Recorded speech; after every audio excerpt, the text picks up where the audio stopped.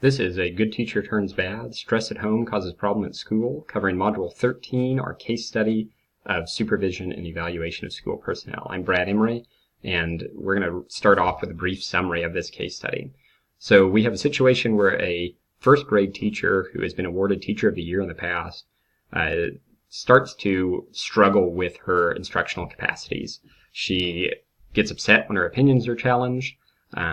She's absent from the school during the summer when she's normally present, and in the next fall she really runs into some issues with parents. There's a lot of complaints, and ends up in a private conference with the administrator and a parent and blows up on the parent, kind of bringing a head to these problems that Mrs. Wilson, the principal at this school, has been seeing for a while now. So let's break that down a little bit more.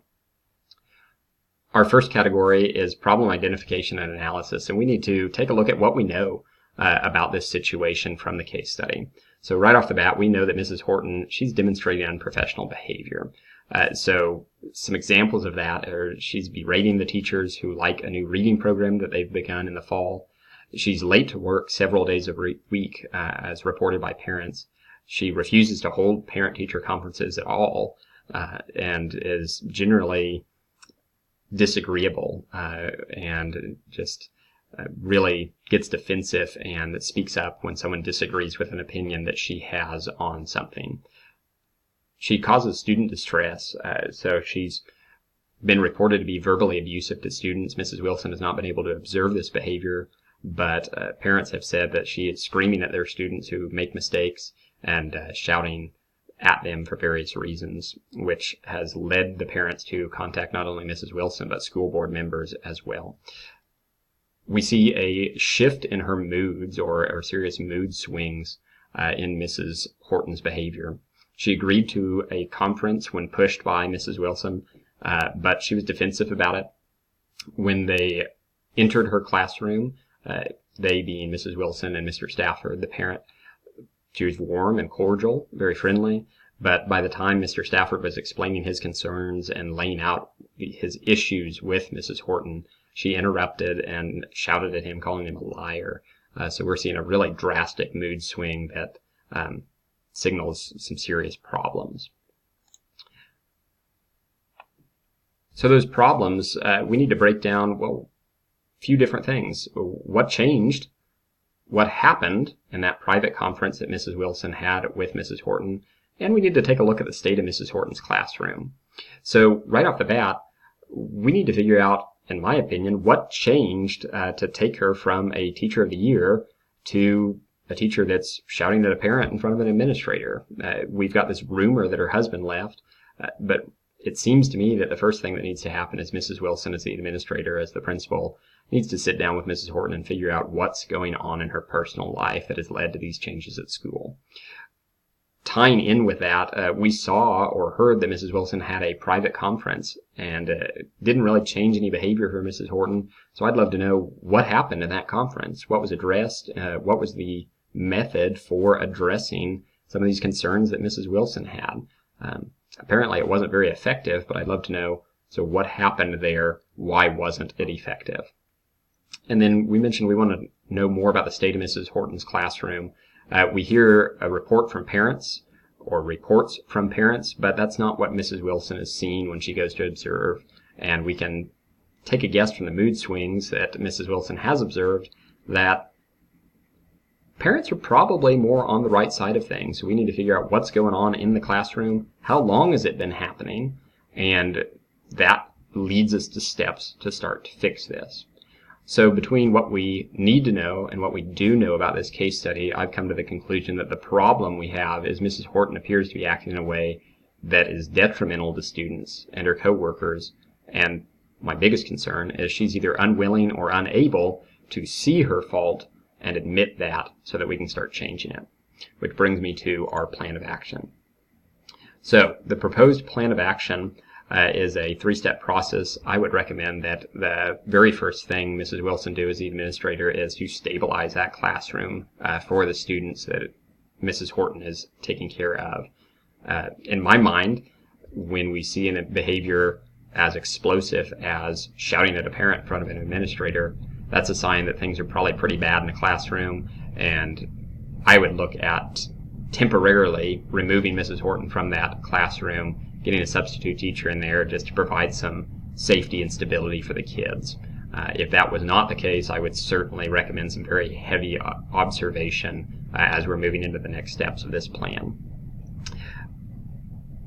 As far as the time frame for either removing or observing Mrs. Horton, that's really going to be based on what we're seeing in step number 2, where the goal is to provide help and support. So this is really where we lay out an improvement plan for Mrs. Horton. We want to find out, as we mentioned, that question we had about the root of the problem. Well, what is it? Talk with Mrs. Horton, figure out what's going on with her at home that's causing these changes in the classroom. And once we know that, start addressing it. So figure out some ways for her to get help at home, and then have her reflect on her teaching and hopefully make a plan that's primarily coming from Mrs. Horton so that she will be the one to change it, so that she will buy into it, so that we can address some of those classroom concerns. First and foremost, we want our student safety and their learning to take precedence over anything else. Beyond that, we want to address her lack of professionalism and how she's going to address her relationships with coworkers, since those have really been degrading and running into problems also. So that once this improvement plan is made, the administrator needs to observe this very closely and keep a close watch on Mrs. Horton to make sure that she is continuing to improve.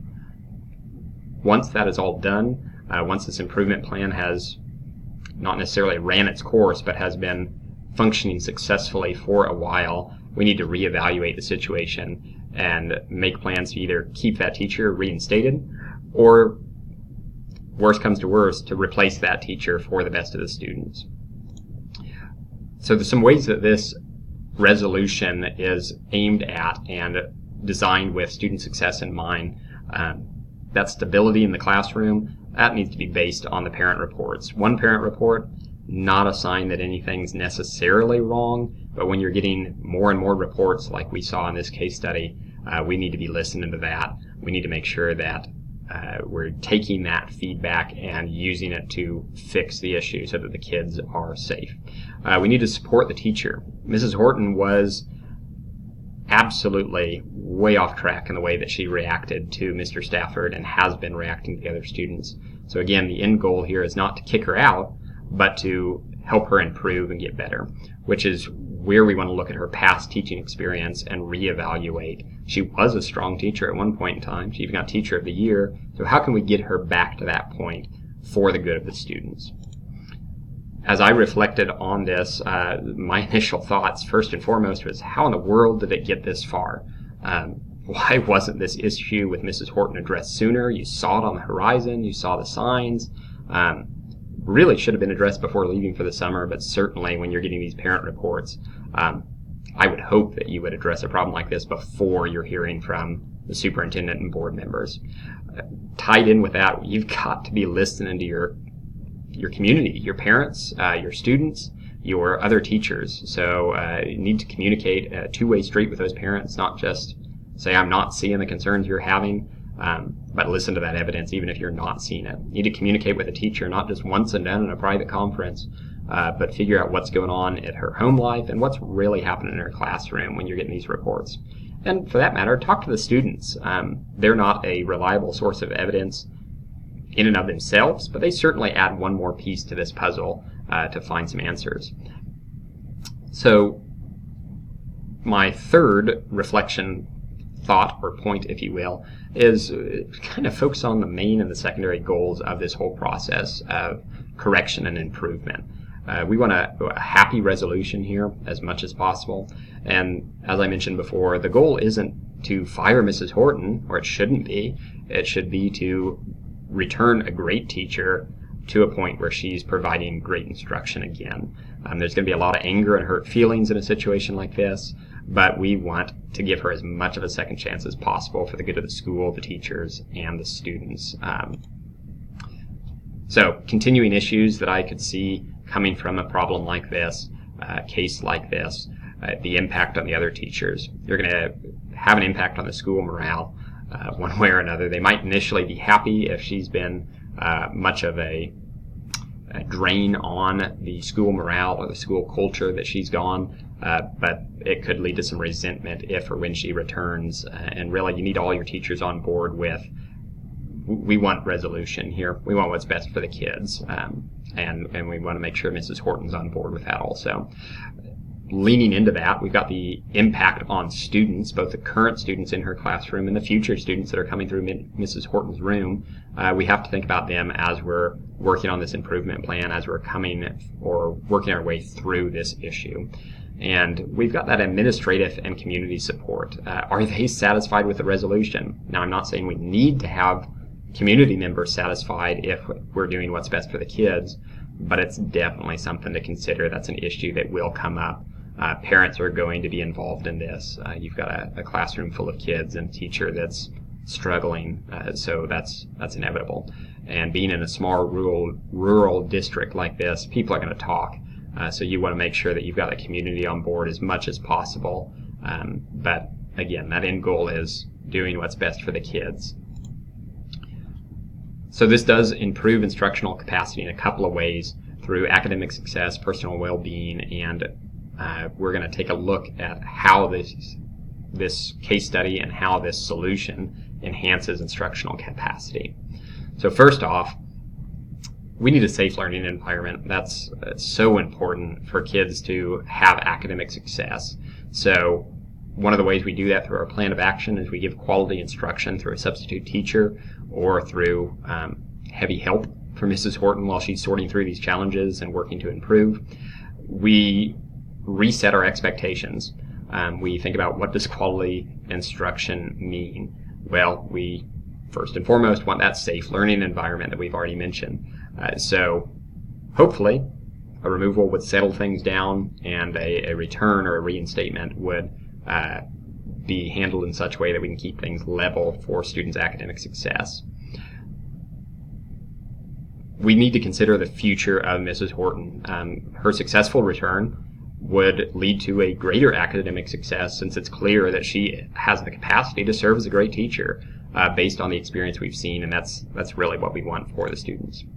As far as personal well-being, it really comes back to that classroom culture again. We want it safe, we want it warm, whether that's replacing or restoring the teacher. That's where we're going with this plan. We want a warm, safe classroom environment, not only for personal well-being, but for academic success. We need to learn from our mistakes. Specifically, Mrs. Horton needs to learn from her mistakes and show some improvement so that we can get this healthy teacher leading to a healthy classroom, leading to healthy students. Communicating with parents, getting their feedback and support in the midst of all this. We've got to include them in the restoration process. They need to be on board with providing the best possible education for their students, whether that's through a reformed and improved Mrs. Horton or a new teacher. Finally, we want to enhance instructional capacity in a couple of ways. We want to reflect on the evaluation process. Why are we evaluating in the first place? Well, this is where we need to be proactive. We need to catch issues early before it gets to this level of a problem. And I would hope that Mrs. Wilson is learning from this experience. She wants to, or needs to, look into catching good teaching, sharing it, and being positive on the front end of things. We want to look at our school culture, valuing trust, restoration, and growth. We're valuing educators because we want them to be team members with the end goal to work together to improve instruction for the students in a safe, warm environment. Getting to our last one, which is a growth mindset. We're improving together. It's not just a one and done. It's not just a administrator leading or teachers individually. We want to practice what we preach. We want students to see that the teachers are improving and growing from, hopefully, the restoration of Mrs. Horton, and let them see that we all learn, grow, and improve together. And that's what we want from the teachers as well. And I think, just to sum all this up, the plan of action, in my mind, should be focused on the growth of all the students, sustaining a safe, trustworthy, warm culture in the school, and we would hope that that could be done by working with Mrs. Horton to get her back to be the best teacher she could be.